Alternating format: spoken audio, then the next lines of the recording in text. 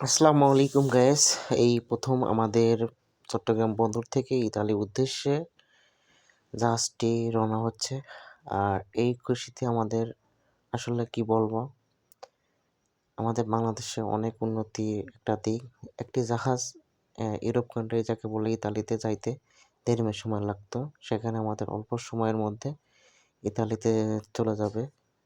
এটা হচ্ছে আপনার চোঙা চিন্তাহা শিপটা। তা কি হতে যাচ্ছে অবশ্যই আপনারা তো বুঝতেই পারছেন। আমি একজন নাবিক, আমি একজন মাস্টার, যাকে বলে আমি একজন জাহাজ চালাই। তা অবশ্যই সবাই বেশি বেশি করে ভিডিওটি শেয়ার করবেন। আর যদি সাগরের বা জাহাজের ভিডিও দেখতে চান অবশ্যই পেজটি ফলো করে রাখুন বা আইডিটি ফলো করে রাখুন।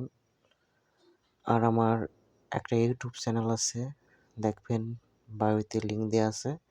অবশ্যই যে আমার আইডিটা একটু সাবস্ক্রাইব করে আসবেন। আর অবশ্যই সবাই আমাকে একটু সাপোর্ট করবেন প্লিজ।